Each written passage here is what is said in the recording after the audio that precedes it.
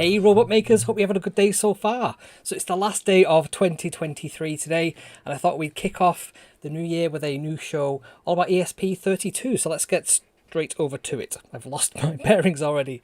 Okay, so yes, today's show is going to be about the ESP32 and how we can connect it up to a Raspberry Pi, using a Raspberry Pi 5 in this case, and how we can capture all that video and then do something interesting with it.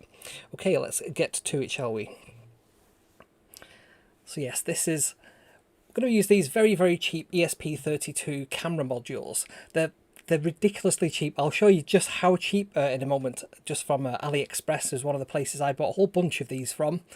We're going to go through how to, what the camera is, what it can do, connecting to the camera itself, looking at the web interface that comes preloaded on it, the Tasmotor software that typically gets installed on these. We're going to have a look at the RTSP streaming, how that works, what we can do with that, and how we can use that on another computer, which is a really cool idea. And then we're going to use CV Zone, OpenCV, in a bit of a demo just to show you the kind of thing we can do with this. So we'll have a bit of a live demo, and of course if you're here for the live stream we'll have a bit of a Q&A and talk about some of the cool things I've got in the mailbox as well. Cool, let's get over to the main part of the show then. So what is this ESP32 camera? So it's an ESP32, which is a popular microcontroller that can run C++, it can run Lua, MicroPython. It's quite a bit more powerful than the Raspberry Pi Pico. So this one has a dual-core 240 megahertz processor. This is the ESP32S, which is their sort of low-power version. It has 520K of SRAM, and this one has 4K of pseudo-static RAM as well, so that's for storage. And it also has a micro SD card slot, so you can put in extra storage, quite a bit of extra storage there to store whatever you want on there, pictures and whatnot. Also has 802.11b, G and N networking protocols, so it can do Wi-Fi, and of course it can also do they just came up on my screen then, I was like, what's going on there? It can also do Bluetooth as well, so Bluetooth 4.2, not quite as fast as the 5.2 that the Raspberry Pi Pico could do, but it does have Bluetooth low energy as well. And of course, the main feature of this is the camera. So it has an OV2640 camera sensor, which can go up to 2 megapixels. That's not the best camera in the world, but it doesn't have to be for a lot of the purposes that we use these for in robotics, which is typically just detecting objects, avoiding them, following them, and so on. So let's have a look at this a bit more depth. So yes, it can run MicroPython. However, for our use case today, this isn't the best solution. So for doing live streaming of video, you're best sticking to the C++ application that tends to come loaded on these as part of the Tasmotor or Thinker AI firmware. I have done a previous show on how to actually load MicroPython and how to capture video, but it's 1 or 2 frames per second. It's very slow, and that's because MicroPython is interpreted rather than compiled. So it does have 10 GPIO pins, so you can use them for whatever you like. We'll have a look at those in a second. And one of the cool things is out of the box, it can host its own Wi-Fi hotspot, and you can connect to that to view the footage and the video. And that's what we'll be doing today on the demo. So it streams its own video to its own website. You can make it so that it connects to your own local area network, but actually for this purpose, it's quite cool that it has its own hotspot. We can use that to our advantage. And built into the camera's firmware, you can actually detect faces and objects as well, though it's very poor frames per second. And this is where we can offload that work to a much faster computer, such as the Raspberry Pi 5. And it can stream video via this real-time streaming protocol RSTP, which we'll use today. So we typically use these on robots. I've actually got a robot on my desk I can show you in a second, which has a little remote control, this little infrared remote control, and this is an Arduino-based robot. This one we can actually use to have a point of view camera on the front, so we can actually see what the robot can see. So in this case, I think you can basically just make it tilt up and down, so you would use the robot itself to sort of move left and right.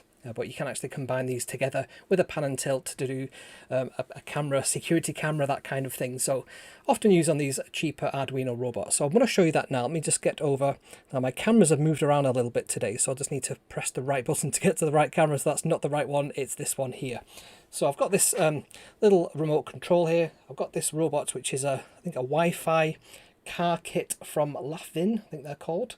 And if I just move these think it's the 2 and the 8, you can just see this little Wi-Fi camera there. The ESP32 camera is just sort of moving up and down on its little axis there. There's a little servo just next to it.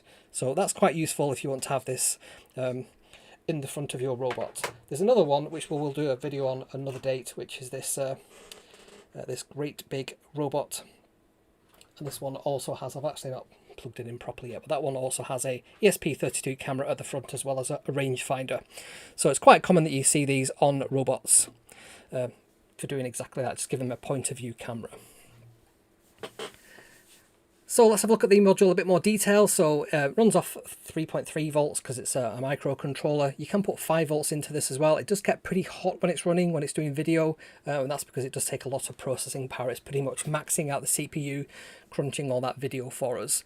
And it can do SDA, it can do SPI, it can do the usual kind of GPIO stuff, as well as touch sensors. So it has a number of things that it can be configured for, essentially just detecting the resistance change of the pin, so touch sense. It also has an onboard antenna connector, so you can actually change this to be an external antenna. That robot car that I've got on my desk actually does have a antenna on it, an external antenna, so it can go a bit further. And it also has a flash light on it as well, so you can turn it on and off to indicate that this is a sort of taking a picture and illuminating the face or whatever. So let's see what else this thing can do. So this is how we would connect this up typically then. So we have the ESP32 camera. It has its own internal Wi-Fi server that it runs, and it has a DHCP server on there as well, which means anything that connects to it gets an IP address. So it has its own IP address, which is 192.168.4.1. So when you connect to the ESP Wi-Fi hotspot, this is the Wi-Fi.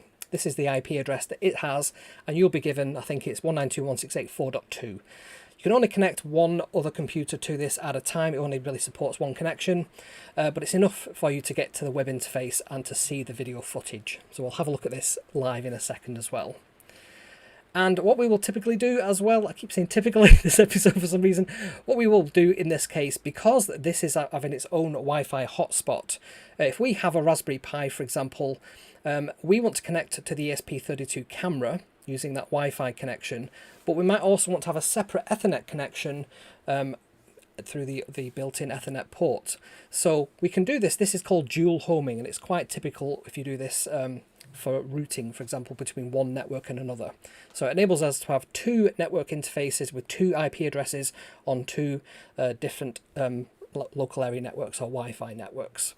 You might use that for load balancing if you want to have twice the bandwidth. You might want it for separate networks, which is what we're using today. And you can also use this as a separation, kind of an air gap between your networks as a firewall. So that's quite a typical use for this kind of dual homing thing as well. In our case, we're going to use this to bridge the gap between our main computer and our ESP32 camera. So the Raspberry Pi is going to sort of sit in the middle, connect to both of them, and we can then do what we like with that video using some Python. So it's kind of a separation of duties. We're going to capture the video straight from the camera. The camera's not going to do anything else. We're not going to run MicroPython on the camera, surprisingly. We're going to leave that running the firmware that it comes with, and we're just going to capture the video using RSTP onto our Raspberry Pi 5 in this case. We can then use Python, full-blown Python, with something like OpenCV to do some computer vision, and that means we can do detecting of faces, hands, all that kind of good stuff offloaded from the ESP32 camera. And that means we can, all kinds of other possibilities open up then. We can repurpose that video, we can make it viewable on our home network, do all kinds of other things with it as well, detect intruders and things like that. So the ESP32 camera has a web interface of its own, and you can notice on here, if you can see, it's a bit small, but it has a face detection and face recognition at the very bottom of the list of things that you can configure there. So you can change the resolution, you can change the quality. The higher the resolution, the higher the quality settings, the slower the frames per second you will get on the camera. So it depends what your use case is. If you want really fast video, a really low resolution is actually what you're after. And it's not about the number of pixels if we're detecting faces and things often. It's just about where in that image is the thing that we're looking for, and is that thing present or not present. We can also adjust things like the brightness, the contrast, the saturation. You can apply a special effect like sepia tone, black and white. And you can do some other things as well, like the auto white balance gain, where it basically brings up the level of the video that's in there. If you've got a laptop and you do like Microsoft Teams or Skype or Zoom, you might often find that your video sometimes looks really dark when you're in the room, and it takes a while for it to sort of get back to like a regular looking picture, and that's the auto white balance taking effect there. You've got some other things in there, again, gain ceilings. You can just say how high should the gain go on there. The gain is just like the signal improvement. You've got some other things like lens correction. You can horizontally mirror it, you can vertically flip it, all that kind of good stuff as well. So lots of cool settings that you can adjust on the camera just to get whatever you need from it. So what is RTSP? I think of RSVP when I see this. So RSTP is a real-time streaming protocol, and it's designed for education, entertainment and communication systems to control streaming media servers. So our camera is going to be a streaming media server in this case. We can control the streaming media. We can say pause the video, rewind, fast forward, all that kind of commands can be sent using RTSP. But in our case, we're basically just going to take a live feed. So it's similar to HTTP in how it works, but instead of web pages, hypertext, it's video being sent. And commonly used in surveillance cameras and streaming services. So that's what we're going to be using out of the box. Luckily, they've included this in the camera's firmware. So this is how simple it is to connect to this on another computer running Python. So we simply just put in the RTSP URL. So in this case, it's going to be that HTTP. Notice it's not got a certificate, it's just unsecured, 192.168.4.1, and then port 81 is the port that we will be capturing the video from, and then /stream is the path to the video. And then we can simply use the CV, which is the OpenCV, cv2.video capture, and then that URL. That's all we need to do to capture the video. It's as simple as that. Couldn't be simpler. And then we can just treat it like a local video resource, like it's a camera that's built into our Raspberry Pi. And that means we can do all kinds of cool stuff once we've got that video captured. So if you like what I do and you want to see more of these types of videos, please consider giving this a like. Drop me a comment, let me know if you've got an ESP32 camera or not and what you intend to do with that. And if you haven't subscribed to the channel already, please consider subscribing. It really does help the channel grow and makes me a happy person as well. And I do go live every single Sunday at 7 o'clock GMT. I say go live, there is a video that goes live every Sunday. It might not always be me live streaming, but there'll be certainly a video every Sunday as well. And we do have a sponsor today, which is PCBWay. So I've just got a quick message from them before we get on to the demo.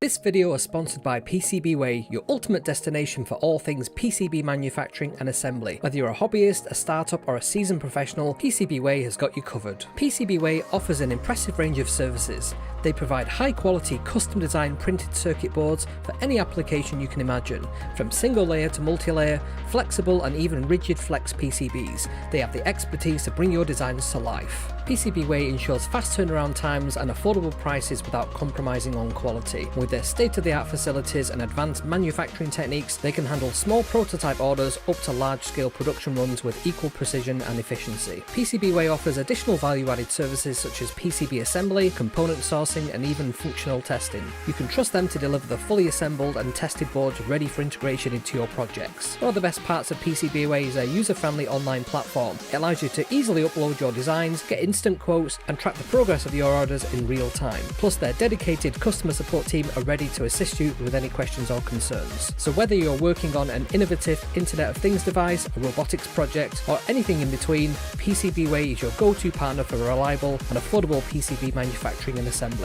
Head over to PCBWay.com today and turn your ideas into reality with PCBWay, your trusted PCB manufacturing and assembly partner. So thanks again for PCBWay for sponsoring this video.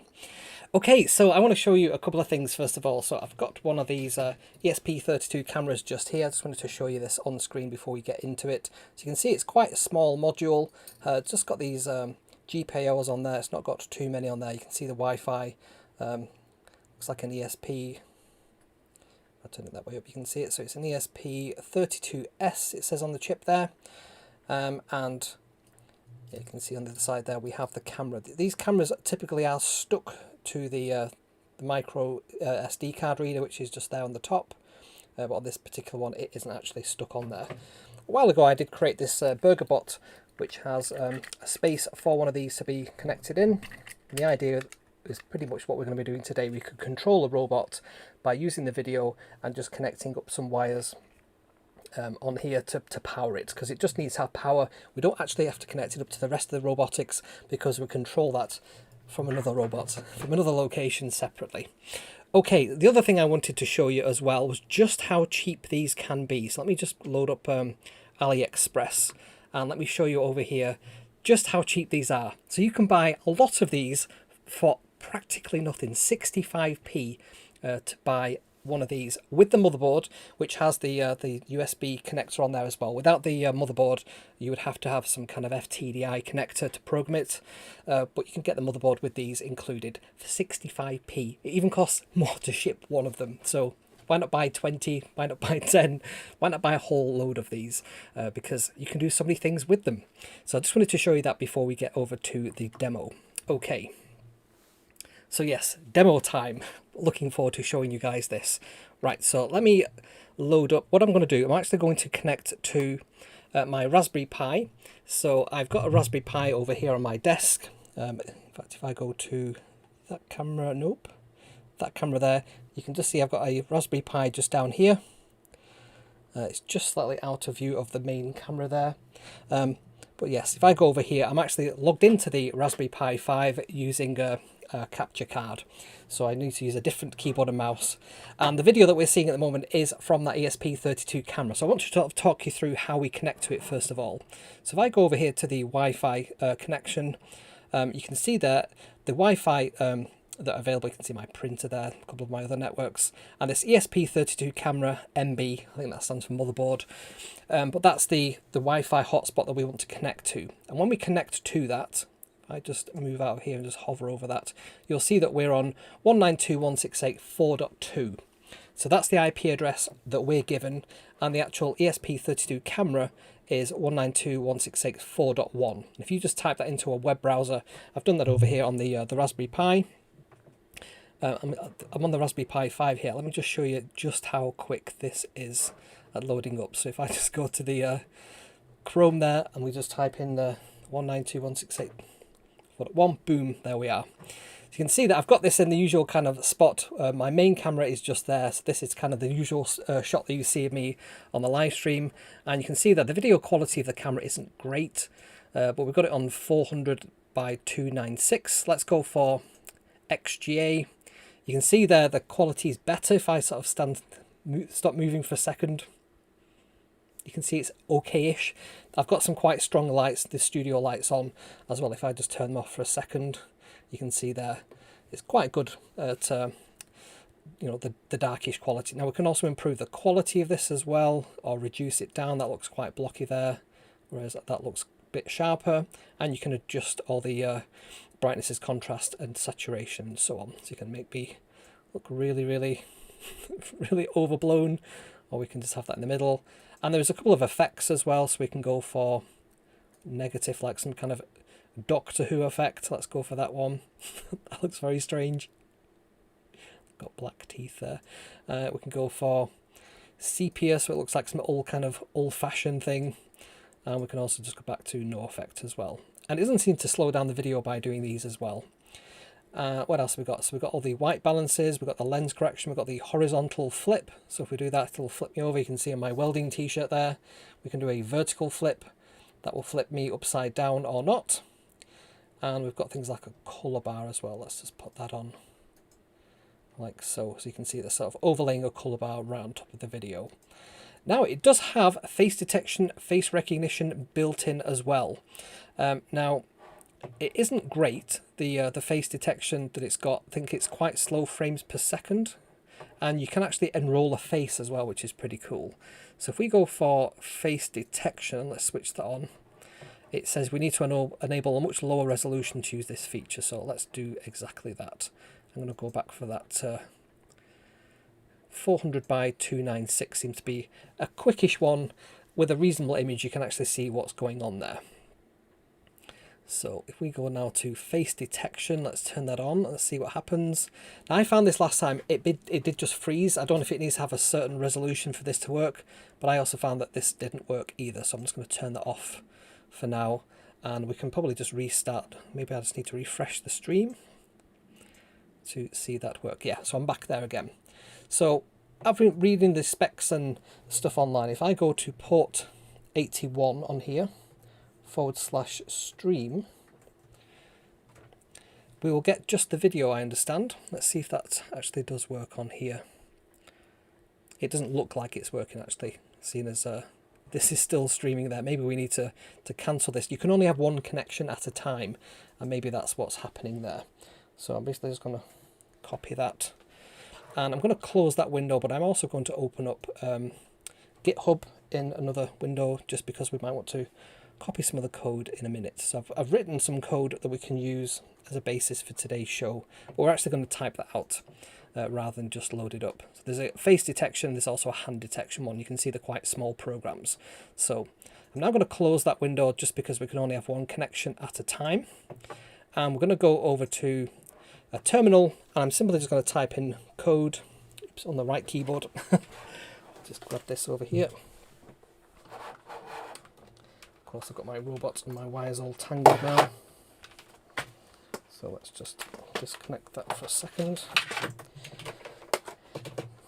Oops, just knocked the camera for a second, I think there. There we go. Right. So if I just plug this in here, oops. I think I knocked the cable off for a second. Okay, so let's just get back over to there. I think it didn't like me. It's having a bit of a field day there, isn't it? Right, I'm just going to let that settle down for a second. I think what happened there is the capture card just got knocked. So if I just pull that out, there we go. Right, I'm just waiting for that to fire up. I think it actually just knocked the power of the Raspberry Pi, so I'm just going to power cycle that on and off as well, just for good measure. I just hold that down there. I can see the video feed just in the bottom of the camera there, so just in the bottom of the main screen. There we go. So that's off, and then put that back on, and we should be okay. Yes, I can hear the fan powering up momentarily. Right, so if I just go over to there for a second. Here we go. There we go. This is the Raspberry Pi now, just firing back up. Okay, so let's just we're connected back onto the wireless camera there, and let's just start typing some code. So the first thing we want to do then is create a new folder for our code to live in. So let's just do that. So I'm going to do make directory, and let's call this one demo. Let's go into our demo, and then what we want to do is, I used to do like a git init, but in this case we're just going to do code and then dot. So I've got Visual Studio Code on this Raspberry Pi. Typing in code dot will load up this into our Raspberry Pi, into our Visual Studio environment.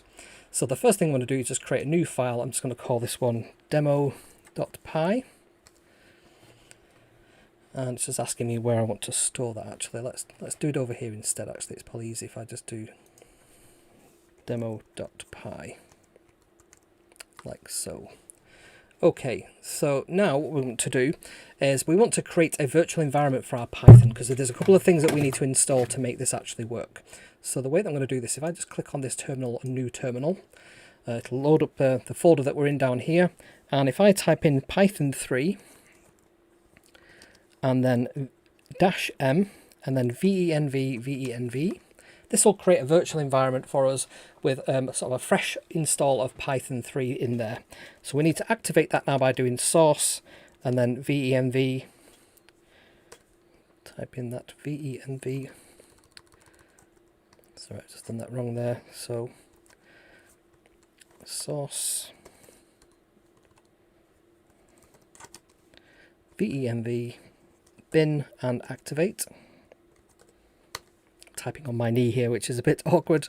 Okay, so what we're going to do now, just move that error message out the way there. It's just saying I've got a Docker installed. Do I want to do something which I don't at the moment?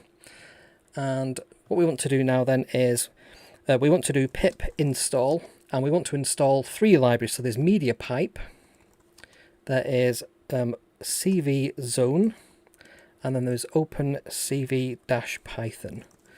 And I think I previously installed these, so it's probably got a local copy that it's caching from. You can see they're using cached copy. So it's quite quick to actually install these, which is great. So what I'm also going to do, I'm just going to move, there we go, that out of the way.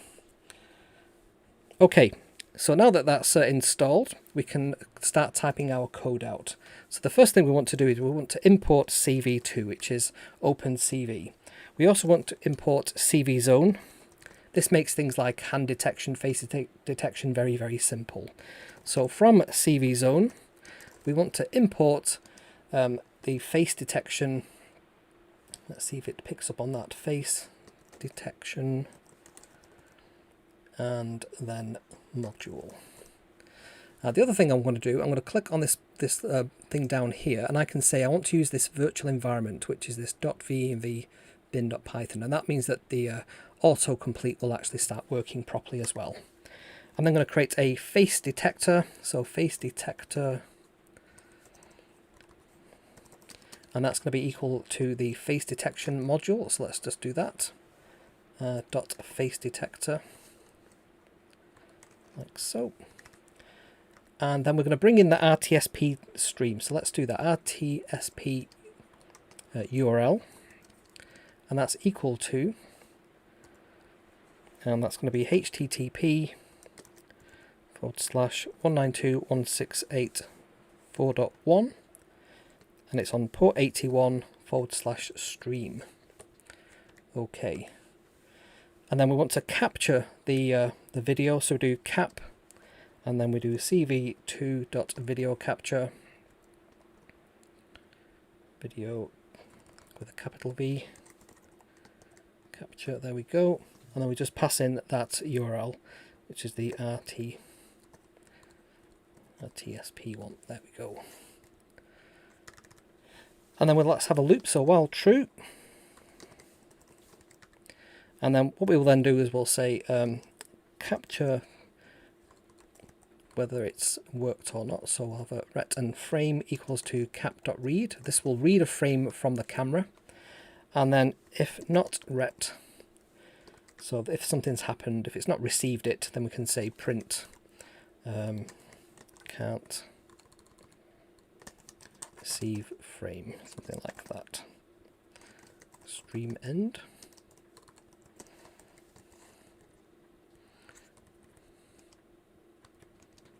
There we go. And then let's just do exiting.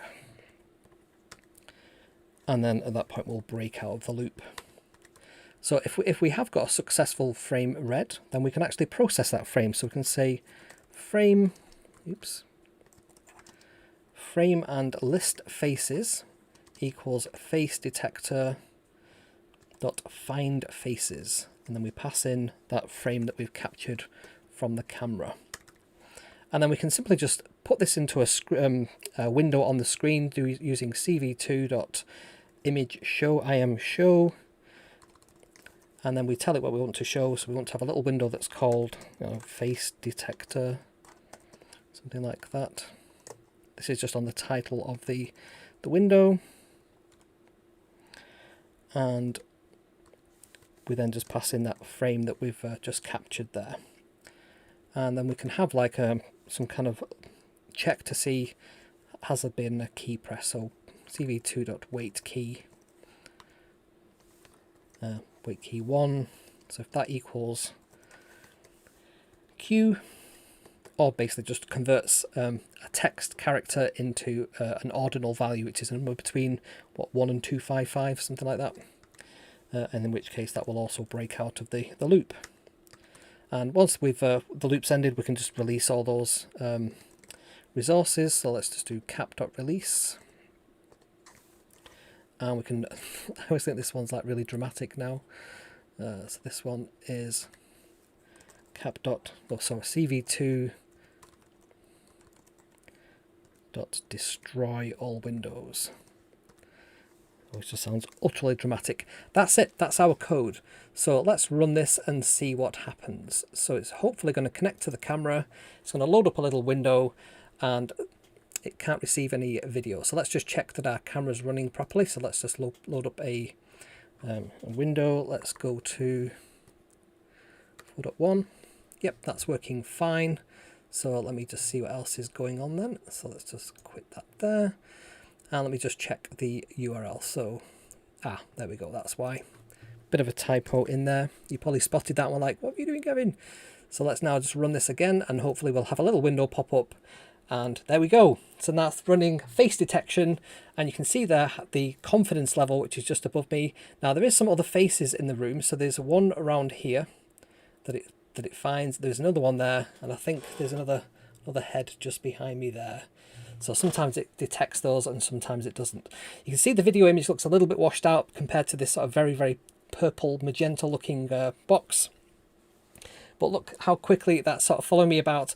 And that's because none of this detection is happening on the ESP32 camera. This is all happening on our Raspberry Pi 5. You can just see just how quick that is happening there. And we can do more than that. We can do things like hand detection as well. So let me just load up my example on the other screen so I can just type this out. It's only a few small changes we need to make to our code. So let's go.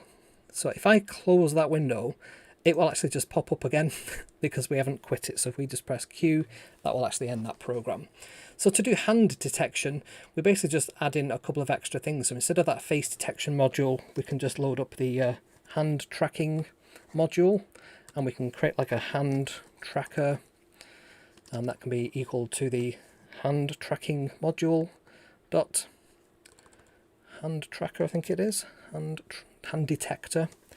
And then we can basically just say what the detection con, which is the confidence level threshold, so ignore anything beneath that, 0.8. And we can also say the maximum number of hands as well, max hands. So we'll just say 2, just to make it a bit quicker. The more hands you have it to try and detect, the slower it becomes. So everything else is the same. All that happens is down here where we have list faces, we will also have, let's do, instead of that one, let's just comment that out. So let's just do frame, equals, and then frame and list hands in this case, list hands equals the hand tracker dot find hands. You can find the distance, which is quite cool as well, between the hands. And then we go frame. So let's just run that. Oh, instead of face detector, we can basically just say hand detector on the little pop-up. And let's run this. So if we now go to run, there we go. It should pop up another little window. What would I type wrong there? So is it the max hands? Let me just find that. Max hands is 2, so let me just see what it says there. Max is not an umpire 8, neither a scalar. So what's it not happy with in that? So it should say frame on there. So bear with me 1 second. So find hands, hand tracker, frame and list hands. That looks good, and the error is on line 22, which is that image show one, isn't it? So something's not quite right there.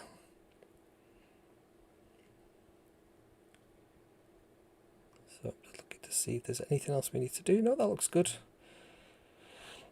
Hand tracker dot find hands. That looks right. So let me just try that again. Sometimes you do have to just run these a second time, but if that doesn't work, there's probably a stupid bug in the code I've just written. So what I have done over on the repository for this code, let's just go over to GitHub again.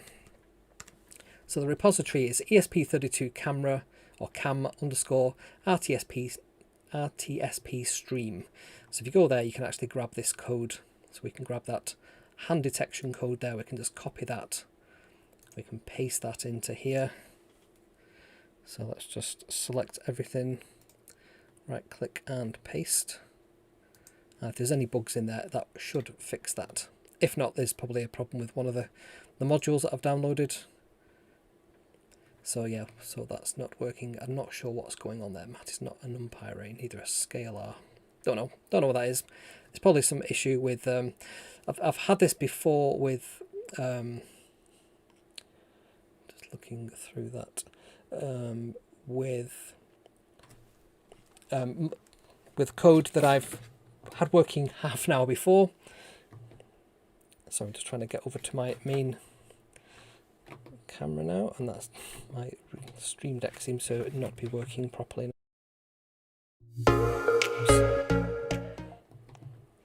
Right, so I just want to go to the host camera, and that seems to have forgotten where it is, so just bear with me while I just do that. So there we go, let's just go for that one. For some reason the host camera, which is this one here, has just forgotten that it exists. So I'm not sure why that is, so we'll just have to go with that one there. It's the same thing.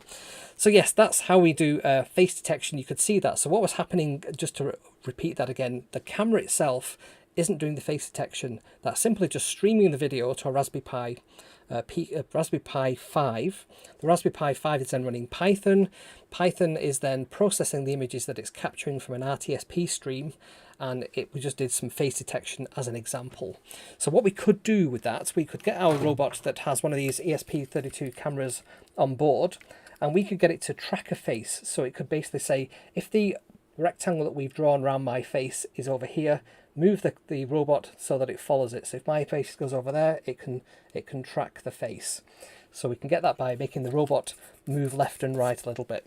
So I'm really looking forward to building out a pan and tilt camera, security camera, that can do exactly this and follow you around the room in a kind of sinister way. I'll probably create some kind of big eye thing for that to go in. So that's something that I'm looking at doing. I told you this was like a really simple piece of code to get up and running. Very, very simple indeed. Okay. So that's the process, that's how we do this. So if you want to learn more about Python, you want to learn more about robotics, then you can head over to kevsrobots.com/learn/ and take one of the free courses today. There's a whole bunch of courses on there, and I'm adding more all the time as well. One of the new features I've recently added to Kev's Robots as well, it's not quite finished yet, but is a search facility. So you'll be able to search on there. It does actually work with Safari, but currently not with Chrome, and I'm not sure the best way of approaching to fix that. So I can show you that if I go over to, let me just see, if I go over to here, open up Safari. So I've got Kev's Robots over here. If I say I'm looking for Python, hit search. Let's see if that does actually work there. Yep, sorry, it's just loading. There we go. So it's finding the introduction to Python programming, Python basics, build a simple Python application, and so on. Or say you were looking for the ESP32, you can type that. It's going to connect to Kev's Robots, and it's going to find, there you go, Expressif ESP32. So we've got one of the board information pages on there. You can see we've got the 8266, got the STEM32, Arduino, and so on. So it's showing you those because they have links to the ESP32. So if we actually click on that link there, it'll take us directly to the page.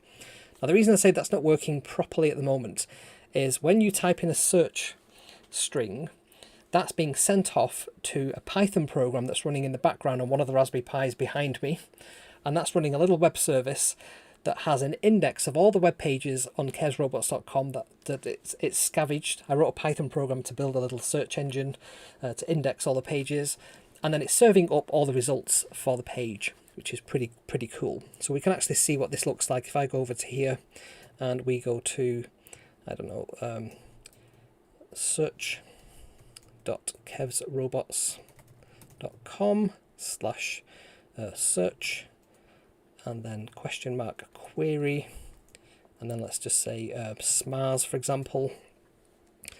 What we will get back, do I need to do HTTP like that? Oh, I didn't do the port in there, which is 8000. So there we go. So what we've got back there is the results. So this is what this web service is actually returning in the background. It's just sending like a whole bunch of results from that little database that it's created of all the pages that exist on there. So you've got like the results, the URL, the cover image, so we can have like a nice little image for them. And then we have like the page title, the description, the author, and the date as well. So it's pretty cool that it can do all that kind of stuff. Now, the other thing I wanted to show you as well on kevsrobots.com is we now have an events page. Some interesting choices from Timu there. So we have the events page. You can download this as an iCal calendar, so you can just click on here and it'll connect to your like Google Mail calendar or your iCal calendar, and you can see there all these different events. We've got Pi Wars, Maker Central, EMF Camp, Open Source, Liverpool Makefest, the Sanjay Mortimer Foundation, is that Rip Rap Festival, and the Makers Fair Rome as well. So they're there, and there's also this nice interactive map. It's using OpenStreetMaps, I think it is. And if you click on one of these, you can also get a bit of information as well. Let's just zoom right in on those. There we go. So this is pretty neat. So you can see there, that's the Liverpool Maker Fair. So I'm just trying to click on it, and it's not having it. I think it thinks my mouse is being clicked, I think is what's happening there. But yeah, if you click on those, you'll get a little pop-up telling you about the event itself. So that's pretty neat. I'll be adding more events to that. The more events that people tell me to add to it. So if there's some events you want me to add to that, just let me know and we'll add them on there as well. Cool. So that's a new feature on kevsrobots.com. I just wanted to share with you. Cool. We do have merch. If you want to get yourself one of these Robot Maker hats, I have my other hats just here as well, the red variety. And we'll be very soon selling the Maker Notes notebooks as well. So these are handmade by me to a very, very high standard. They've got these lovely round corners that look kind of similar to field notes, but these have been designed for makers. So each of the pages in here has like very fine dots on them. I'm not sure if I can actually get you to see them. You can probably just about see some of the dots in there. The cameras, the lights in the studio lights are kind of washing out a little bit there. And there's also page numbers and a little area at the top for some kind of title. So there's 48 pages. So these will be going on sale in packs of 3, and they come in a whole bunch of different colours. I've got this lovely yellow colour, red colours, green, and there's also a blue as well, which is the one I was just showing there. So we've got the blue. So these will be available very, very soon from Maker Notes, which is the website I'll be putting together on Shopify to sell some of those. If you've not joined our Discord server, you can pop over there and join the growing community of people who are helping each other learn Python, sharing their robotics projects. I absolutely love seeing your projects over there. So if you've got a project that you've been working on over the holiday break, pop a picture on there in the show and tell section, let me know, and I'll go and have a look at that as well. So you can go to kevsrobots.com/discord to get a sign up link for that, completely free. And if you want to follow me on social media, I'm all over social media. So I'm on threads.net at Kevin McAleer. I'm on TikTok at Kevin McAleer6. I'm on Instagram at Kevin McAleer. I'm on X, while it's still going, at Kevmac at Kevsmac. I'm on Mastodon at Kevsmac at Mastodon.social, and I'm also on Blue Sky at Kevsmac.bsky.social as well. So if you've not followed me on there, say hi, give me a follow. It's nice to see other makers as well. And if you want to help the show financially, there's a number of different ways that you can do this. You can do a super thanks, a super chat, or you can join the YouTube membership program. I'll just go over to the live streaming features over here and just make sure we've got all the widgets and things enabled for that as well. There we go. And so yeah, if you do a super thanks, that'll pop up. I always get the super chat and super thanks mixed up. I think super thanks happens on the super thanks is on the replay, super chat is on the live stream. And you can also join the YouTube membership program as well, just by clicking the join button. Or if you want to go over to kevsrobots.com/coffee, you can buy me a physical coffee as well. I'm a big coffee drinker. Okay, as if you can't tell. And we have a number of supporters I just want to give a quick shout out to. So these are the people who bought coffees. Join the Buy Me a Coffee membership program, or join the YouTube membership program as well. So Jason bought me a coffee very recently, as did Roland bought a few actually. Gunther did, as well as, and I pronounce this wrong every single week, I'm so sorry. So Asad Ali, is that how you pronounce it? And then there's 2 people who want to remain nameless who bought coffees as well. And then members on the Buy Me a Coffee membership, we have Mary Louise Mayer, we have Jeff Johnson, Dean Corty, Marilyn Brent, Tom Shimmy, and Steve Phillips. Hey Steve, I know you're on the stream today, as well as Marlene. And over on the YouTube membership side, we've got Alistair Ware, John Paul Jolly, Cassie, we have Dale from Hybrid Robotics, we have Tinkering Rocks, JDM, Johnny Bates, Bill Hoy, Oxrad39, Hans from Cheerlights, Michael, and of course we have Tom as well, our longest subscriber. So if you want to join any of these, you can go over to kesrobots.com/credits to get your name in the credits as well. So yes, I think that's everything I've got for you on the main part of the show today. So why does that button keep going wrong? Let me just go back over to the other one over here. So I need to sort out this stream. This is all because, let me find the host overlay button. There we go. This is all because I added a new camera capture card, which is what I've got plugged into the Raspberry Pi 5. And because of that, it seems to have messed up the order of all the other cameras because it thinks it's replaced the usual camera. I don't know. There's so many cameras in here. I think I've got like 4 or 5 cameras at the same time going on. There's another one somewhere as well. So there's the sort of desk little camera I've got here, which is on a little pan and tilt. There's the overhead camera, which you can't see at the moment. That's one of the ones that seems to be missing. And there is also the studio camera, which is sort of behind me as well. So a number of different cameras on there too. Of course, I can't get rid of those now without pressing that button there. There we go. So this is the point in the video where I'll say thank you so much for watching, and I shall see you next time.